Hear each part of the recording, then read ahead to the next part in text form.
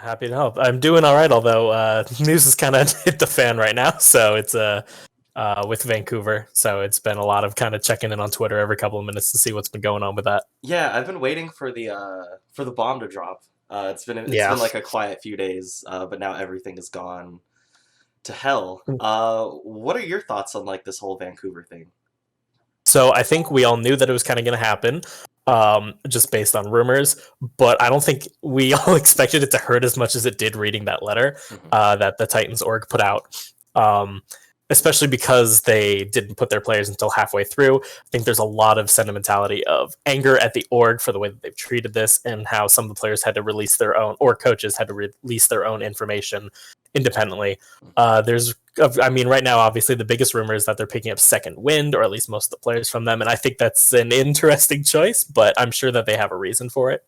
Yeah, I think the biggest thing with the Titans that at least I noticed throughout all this is it felt like everything got bad really fast, and it really does make me wonder whether or not this was something that's been bubbling over since maybe the end of last year, and it just kind That's of reached a head with management and everything that's that the was happening. rumor that I've heard about it, is that even during kind of grand finals last year, there was some tension already, like with Bumper being benched. I think was the first big indication that something wasn't really sitting right. Uh, so I think stuff's just kind of boiling since, and I think the it's of course is more of a personal opinion, but I think the org was not compared to other orgs in the Asian division. I think this org was not really as ready to put a ton of money forward and a lot of effort forward into maintaining this roster when there already been some issues and they weren't sure it was going to work. So I think they just kind of cut their losses. And it's rather disappointing to see that this is the way it happened. But I think when the org is in NA and the players are all in Korea and neither of them are really able to support each other that well, it's Yeah. kind of just going to collapse. And how do you feel about? I guess this is like a general thing before we get into like some of the main topics, but how do you feel about the general level of transparency that we do get from these organizations? Because I guess this Titan saga has definitely felt like they've left a lot of fans in the dust, and you do see a lot of fans feel like they've been left out of the loop. And the Titans, I guess, are a big example because they've been very absent on social media, even when the team was doing pretty early in the season they were absent. So how do you feel Mhm. about like the level of transparency that we do get? I think that a lot of teams should be more transparent than they are. I understand there's a lot of issues that go on behind the scenes, but I think with this Titans thing happening, a lot of people heard rumors, and the rumor mill just kind of built and built, and so there was speculations that were kind of even more dramatic than like losing all the players. Like, so I think that it really hurt the Titans more than anything to not be transparent. I think some orgs are pretty good at being transparent with stuff that goes on with their players, but I think that overall the general vibe is that the teams individually should probably try to do a bit more than they already have, even about like why certain players are benched. If it's a communication or if it's a personality issue, I get they don't really want to expose their players, but I think that a lot of fans, if like one player isn't getting played, like we saw that a lot last year when teams would bench stars for seemingly no reason. The only thing that kind of causes is rumor. So any sort of helpful info, either by the player or the team, could be helpful a lot for the fans. For sure. And I guess the last thing on this, Titan situation is where would you like to see some of the Titans players go? Have you had anything in your mind of dream places you'd like to see Haxel or Slime or anybody else? I certainly have. Of course, a little bit of bias, but I would love to see the Charge pick up Haxel, Fisher, and Janu if they can. Those are the big pickups because those are the departments that they're lacking in. And I was eventually going to talk about this, but Nero tweeted recently that he will have to go back to NA to get his visa renewed next month, meaning that the Charge would be largely without a very good hit scan player because Happy and Eileen, projectile player because Happy's their hit scan and Eileen's more of a specialist. So Haxel would be a really good projectile player to fit in there. And just Fisher Janu for backup main tank or main and off tank. For some of the other players, I could see for Twilight and Slime. I'm not entirely sure because I've mostly been thinking about the Asian region where they would fit in. New York Excel have a couple spots open, and Seoul Dynasty also could use some good ones because we've seen Toby, Bedosin, and Creative as their support line, and I don't think any of them are particularly lacking. But if they had a support line like Twilight and Slime, I think that could massively bolster up their roster. So I think that just for the full Korean rosters, or mostly Korean rosters, there's definitely some places that they could fit in. Right on.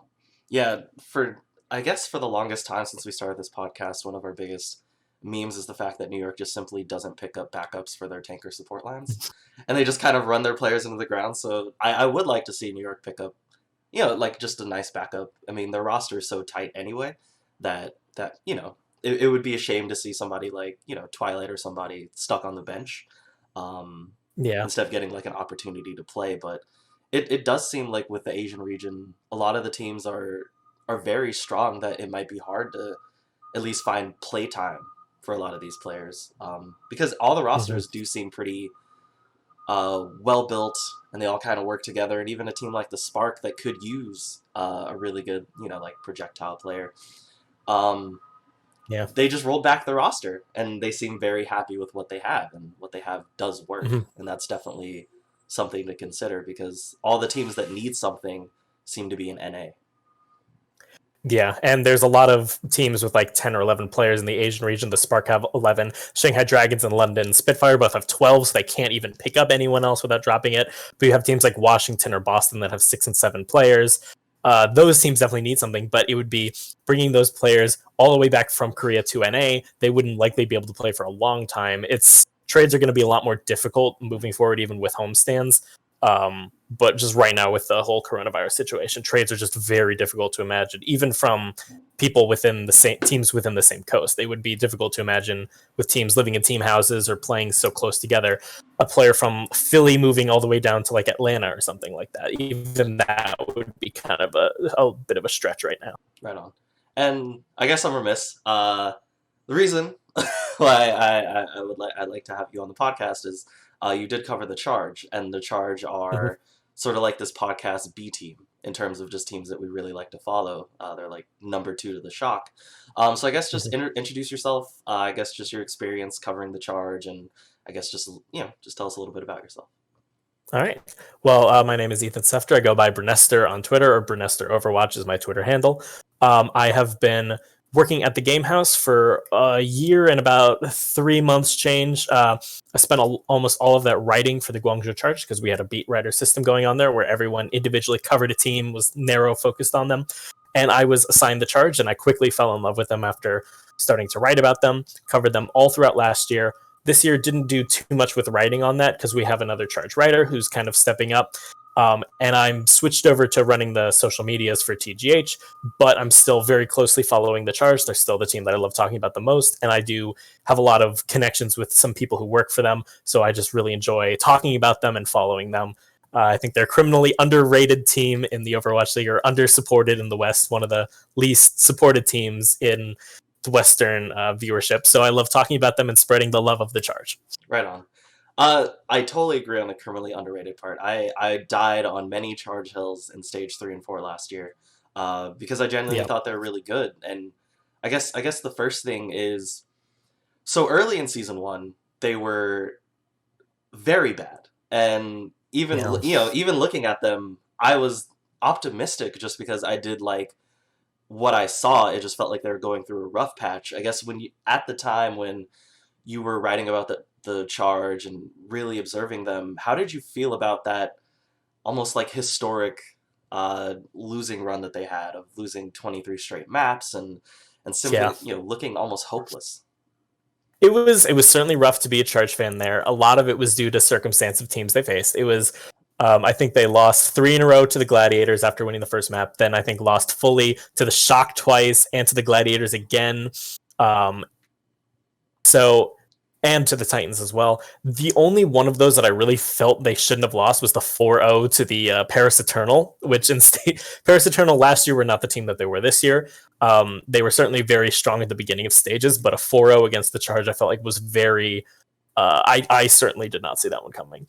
It was rough because I feel like Goats kind of stayed the same, but there was like I think many teams were just starting to really get the hang of Goats, and Guangzhou were not able to do it.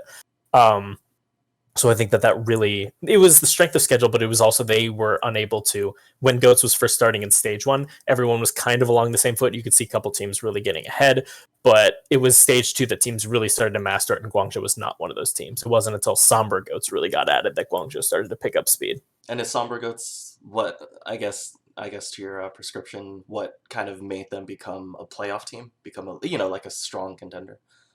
Yeah, and this was even before Rollock, but in stage 3, Sombra started to get played, I think specifically a lot by the Chinese teams, besides Hangzhou, who have largely stuck to the meta. And I think Guangzhou had a little bit of an easier strength of schedule, but I really think that I think it was, who even played the Sombra for them? I think when they had Eileen in on the Sombra, they also tried running unique strategies like Doomfist. Eileen on Doomfist against the Atlanta Reign completely turned the tide of that entire match, where they really won, and I think an upset victory after the Atlanta Reign had just beaten the NYXL twice. So I really think that doing some unique stuff was really how the Charge were kind of stepping up, and Sombra Goats allowed them to have a little bit more flexibility, but it wasn't definitely until Roll-Lock where they were actually able to fully shine. That I think, well, even before that, when they were able to run triple DPS, because Hoppa was insanely flexible DPS, that was another time that they were very free to do what they wanted, but the meta was so constrictive that it was so difficult for them to run their specialties. Right on. And I guess you brought up his name, so I feel like this is the perfect time to ask. What do you think of Hotba leaving? Because I was super down on that move, because I'm a giant Hotba fan, and I think what he brings to a team is invaluable just in terms of his flexibility. And, the team just kind of let him go. I think that it's what Hoppa wanted, and that makes me sad, but I think he's doing so well with the NYXL, so it's hard to be mad. And I think he's finally getting the appreciation that he wasn't getting last year, because so many people were sleeping on Guangzhou, that Hoppa, maybe Shu, maybe Nero were kind of the only highlights of this team. So people didn't really pay too much attention to Hoppa when he was playing. Now that he's on the NYXL, like in week 1 watching the New York Excelsior's game, when the crowd screaming Hoppa over and over again, I felt so happy as a Charge fan and as a Season 1 Fusion fan, just to see him get the recognition. I think Krong probably will fit. Krong is not as much of a... I don't think he's much of... he's a little bit of a downgrade, obviously, just because of Hoppa's pure flexibility. But I don't think he's nearly as much of one as people were kind of worried about. I think he and Rio have really good cohesion, and he's been really stepping up a lot in recent matches. So I think that Krong will kind of find it into his own. He might not be Hotba, but he might not have to be Hotba. Okay. And I guess with that, do you feel comfortable, I guess going forward that the Guangzhou Charge are capable of like making moves and I guess properly kind of covering their tracks, like letting go of Hotba, but also picking up a suitable replacement in Krong. So like, do you feel confident that any roster moves they make are well informed, or like, I guess, how do you feel about the management? I think that I'm a little surprised just because they have so much backing, because they're backed by the Nanking Lions parent corporation, so they have a ton of money. I'm surprised they didn't spend more in the offseason. They really kind of got Krong, got Neptuno, which I think was a surprise for many, and then got Wuya. And that was it. They picked up even fewer players than they dropped. So I'm a little surprised, but I feel like I trust the process. I trust that they... in season 2, their first season anyway, they really only ran with 7 players throughout the entire time. It was, when they had Kib, they ran him too, but they really only stuck with this core roster of tanks and supports, at least for almost the entire season. So I think that they're really a team that goes more with the having a starting 6, maybe swapping out a DPS if needed, but not even between maps. It was just between weeks right now, because sometimes when the Sombra is in play, they play Eileen, and when not, they play Happy. I just think that they are much more in line with running a core of like 6 or 7 players that work really well together and using their extra players for kind of sub-ins when they need. I'm not sure if I would personally do that when you could spend a ton of money on getting a lot of other players, but their process has done them pretty okay so far. So I think we can kind of hold out and see. If they continue with this, the roster will only kind of improve and improve. You've seen so much improvement by like Rio and Shara, who have not been really talked about that much, but are still integral players to this roster. I think you'll start to see even more improvements of these players, and then to the point where this entire roster is just known throughout the league as, wow, this is a dominant roster with kind of no holes in it. Right on. So they are 5 and 6 right now. Just kind of right in the middle where everybody else is. What's your impression on the Charge this season? So I think that they've had really difficult strength of schedule, because the Asia region as a whole is just so dominant. You've got, I think they've played Shanghai 3 times now, never taken a map off of them. But when you look at the fact that Shanghai is now the number 1 team in the league, it makes me feel a little bit better, because I look at that and I say, wow, they've come a little bit close to taking a map on probably the most dominant team that this league has seen this season. Because Shock have kind of fallen by the wayside a little bit, and Fusion are a little bit more chaotic. So, and now they're also playing against the NYXL, which they've looked a little bit close to as well. But they've lost a couple games that I think they shouldn't have. They get surprised by Chengdu a lot. They lost a really close series to Hangzhou. But I think that they're a little bit lower rated than they should be, because I think that this is probably the third strongest team in this Asia division, maybe depending on what we see from Seoul, if they're consistent or not. But I think that the Charge have a good chance of being third or fourth in this region. And I think their standings don't really reflect that because of how much they've just played insane teams. If they started to play NA teams, I think we would really see them kind of closer to like maybe 8th or 9th. Mm-hmm. Outside of, I guess the Asian regions, like where would you have them if they did play NA teams? Would they be, like I guess above, like clearly above like a Florida, Atlanta, Dallas kind of thing, but like below Philly and San Francisco, something in that region? Yeah, I would put them. I don't know. Like Dallas, Atlanta, and Florida are in this weird section of it's hard to tell if they're actually much better than people thought or just really close, kind of in the middle.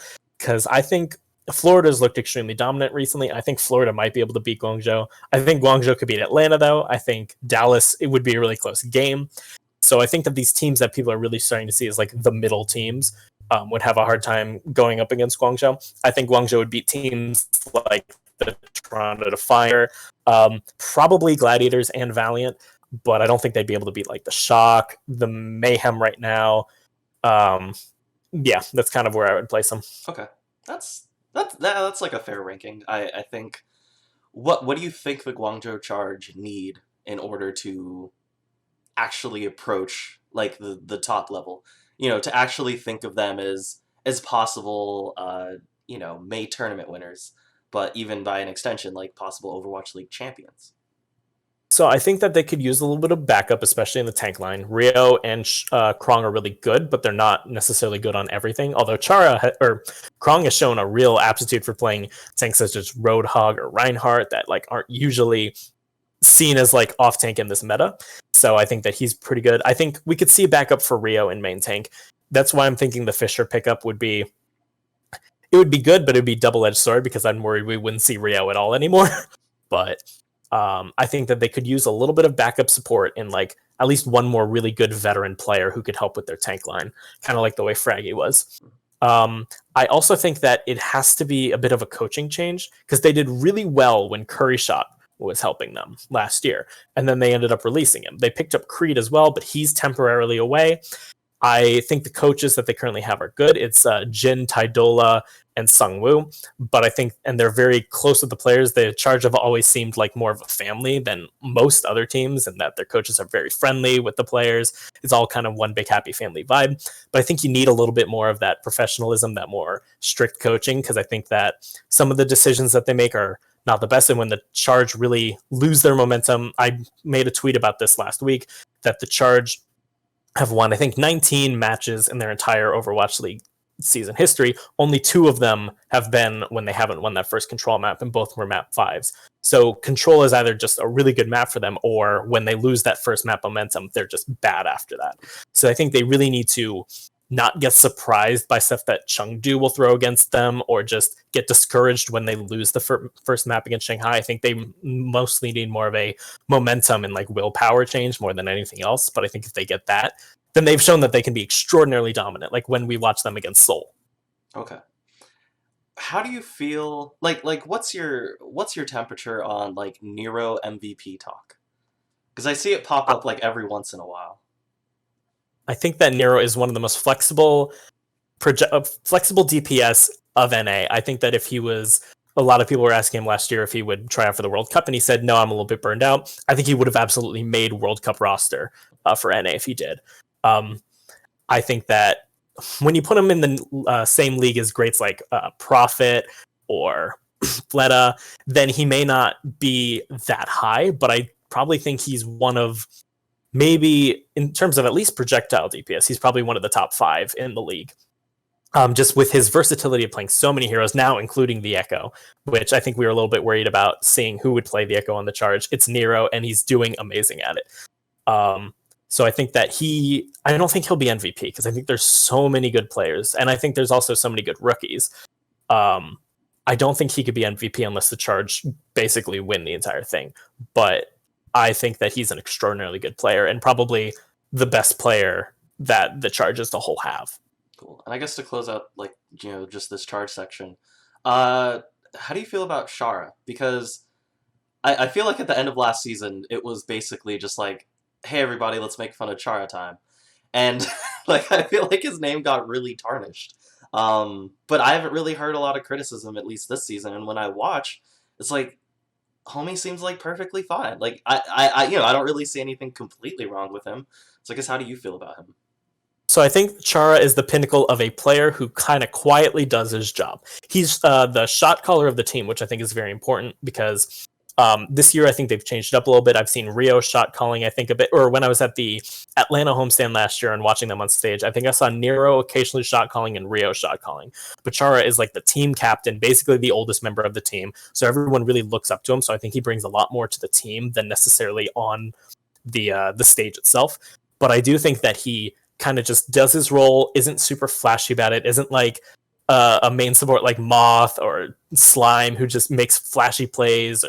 I also don't think he's bad like some of the lower ranked teams in the league with their Lucios. And I think we've started to see that Char is pretty good on other heroes besides Lucio. I was a little bit worried about his Mercy or his Brig, but I think both of them have actually been surprisingly good. I was surprised to see them running Neptuno so much at the beginning, but Chara has really filled in, and I think might actually be better than Neptuno. I think they're mostly playing Neptuno because they wanted to and because they knew his visa would expire. But I think that Chara and Neptuno have differences that kind of, when you're taking out Neptuno, you lose a little bit, but you gain a bunch other with Chara and his like shot calling ability. So I think it was kind of easy to make fun of Chara just because he wasn't really doing anything, but I don't think he's as much of a weak link as we all think he is. It's actually a really good insight. I think a lot of people will look at like a main support and want to see like these super crazy flashy plays. And I guess one of my biggest things last year is obviously Moth was considered like a top tier support, like, not to understate things, but I do remember I was constantly talking about Moth is the true MVP of the team, and it wasn't necessarily because of his plays, it was because of his shot calling, and you notice how important a real leader in game is, and I think a lot of people looked at Shara and was like, oh, he dies first a couple times, or he had a bad game here or there, but I do feel a lot of people never knew that he is the shot caller, and that's such an important role, because if you could be the shot caller and not die, like that's more than a lot of main supports can do in the Overwatch League, so you end up in a really good position. Another reason why I really wanted to talk to you is you actually went to some homestands this season. And it's something that I never got the chance to do because the Shock homestand it was like 2 weeks before coronavirus like really got crazy out here, and everything got canceled. So, riding part down to Berkeley didn't really work, so I wasn't able to go to the homestand, but as I understand, you went to, what, 2 homestands? Yes, I went to 2 of them. I went to a Philly and a Washington one. Nice. How was the experience? Like, I guess, what was it like actually being there live and in, I guess, the team's homestand? So I will say I definitely think the Washington homestand was a lot better than the Phillies one. Philly wasn't necessarily bad, but it was much fewer teams. They had it was in a weird part of town, so it was hard to get to. But there was a lot of I definitely think there was like a lot of good feelings of being there, even if you weren't necessarily a Philly fan, because I am a part, like my secondary team is basically the Washington Justice that I root for, so it's a bit of a pain train there. But watching basically Ark's back cap against the Fusion as a Washington fan on Anubis, there was like 4 people in the entire place that were like actually screaming at happiness, and everyone else like screaming in agony. It was just a very unique experience. I definitely liked that a lot. The Washington one, though, it was massive. There was tons of seats. There was a lot of hyping up in the crowd. Golden Boy was a great MC. He was there for both of them, but at the Washington one, truly, he was able to do a lot more with the crowd. There was a proposal that went on at the Washington Justice one. There was all of this stuff going on, and it really made it feel like a sporting event. And I think that's what a lot of people wanted from these homestands. And it's still getting there, but it really started to feel like a sporting event, that we were all kind of in this together. You could like run into someone else and be like, oh, hey, like for example, if I was at the Philly homestand and I ran into another Washington fan or like a Houston fan, I'd be like, oh, hey, you're rooting for the team that isn't what everyone else is rooting for. They're like, yeah, let's get into a mini conversation about this. And it was just really nice to get into organic conversations with people, or even walking around the city, watching people, seeing people with jerseys and be like, hey, I'll see you at the event later. Like it was a really good experience. And I'm sad that not many people got to experience it this year, but I know that they're really doubling down on this homestand thing.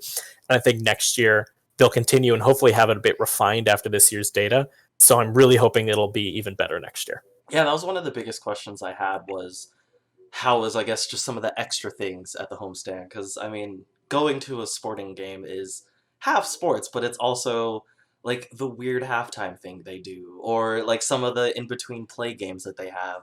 Um, so I guess, yeah, I guess in between, like, Philly and Washington, how did those teams kind of handle a lot of the extra stuff? It does seem like Washington had, I guess a lot of extra fun things to do, but I guess how did Philly handle that? Um, I'm trying to remember because Philly was definitely like a month before I went to the Washington one. So my memory of that was a little bit more hazy, but they did have like fan stuff on one side and they had actually a place to play Overwatch on the other side. So they had like computers at the venue. They had it was a little bit cramped in the entire venue because it was like basically an opera house. There was just the one area outside of the stands itself for you to be able to buy merch.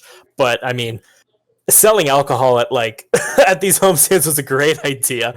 Um, I also at the Washington one they had like a photo booth. They had merch tables. They had specialty foods. I know Washington specifically went like really in depth into trying to provide good homestand experiences, which is why I'm really sad they in particular didn't get to show it, and why a lot of teams in Asia weren't able to show it.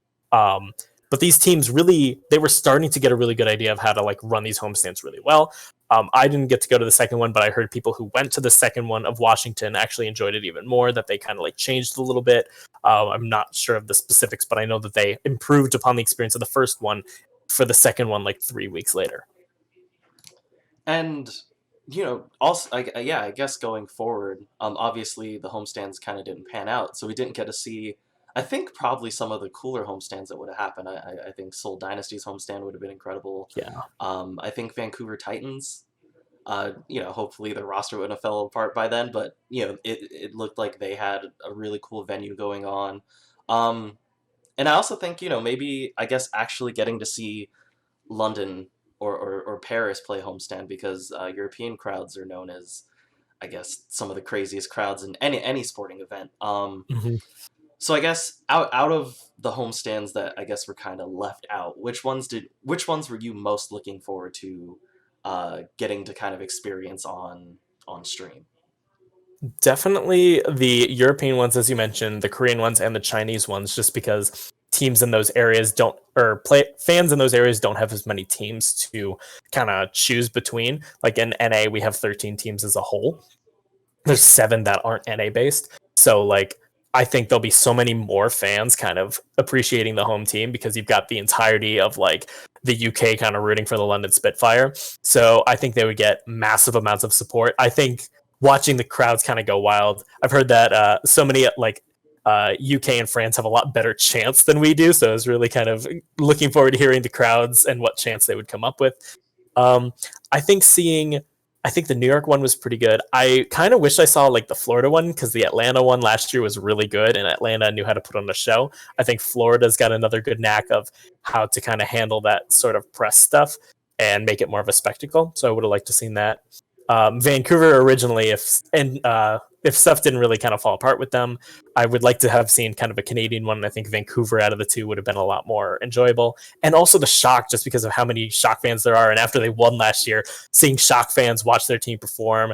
If they didn't perform, seeing how non-shock fans would act at that homestand. That's the kind of stuff. It's not even just about the fans of that team. It's how the fans of the other team react to upsets. Being in the Washington Justice crowd when they lost that map 5 against London, when they lost that Dorado push against London where they got 4 meters, the crowd was silent. It was so uncomfortable, but it was a feeling that we were all in together.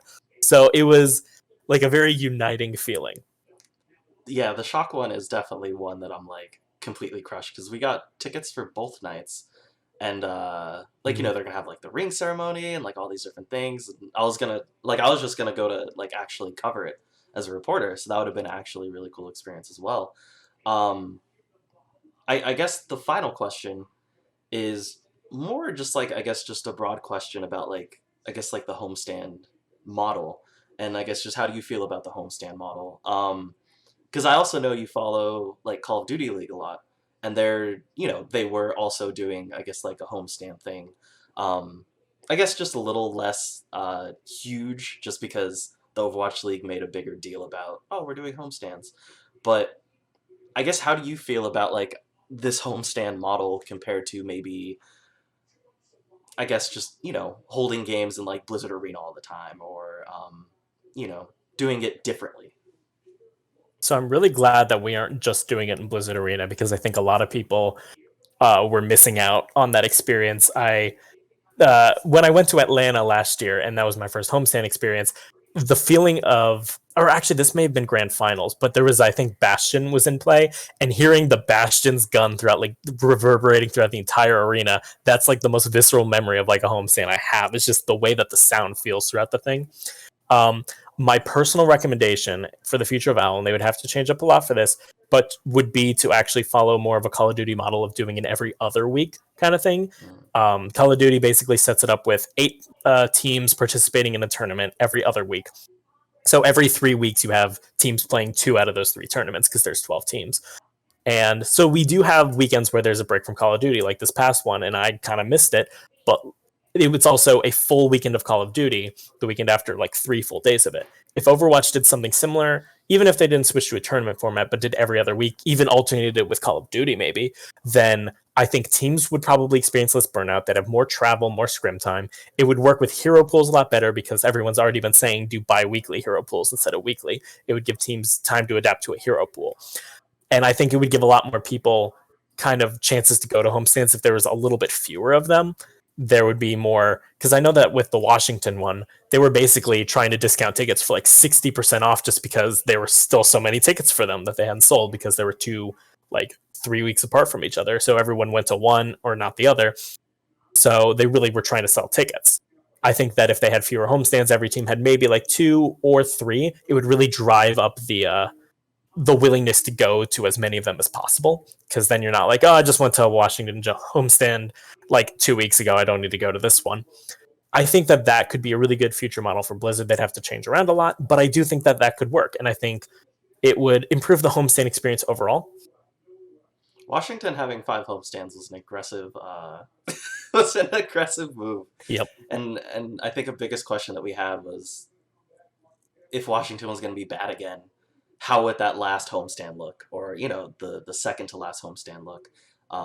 But I do like the every other week idea, just because there is something to missing Call of Duty that I enjoy. I Mm-hmm. enjoy Dallas winning the tournament, and then we have some time to like think about it, and really like assess what's going on, and you also have time to miss Yeah. it. So now everybody's like, wow, is New York subliners like really good? And we won't know the answer for another week, and I enjoy that. Yeah. But yeah, thank you so much for taking some time out of your day. Feel free to Yeah. shout out any of your social media, or whatever else you need to shout out. Yeah, well, thank you for having me. If you're interested in following more stuff about the charge or the justice that I tweet about, or for just funny content, follow me at BRUNESTOR Overwatch, spelled BRUNESTOROW, on Twitter. And also follow the Game House, that's TGH Esports, on Twitter, because not just for me and running the socials, but we've got so many good writers covering so many good sports there, so many good esports specifically, because we have a second one for sports. But if you want to hear stuff about League of Legends, Call of Duty, Rocket League, Overwatch League, anything you can think of, TFT, Legends of Runeterra, we got writers for that, and we'd love to talk about it. And the writers following it are super passionate about what they write about. So definitely follow it for new articles, new information, and reports when they happen. Yeah.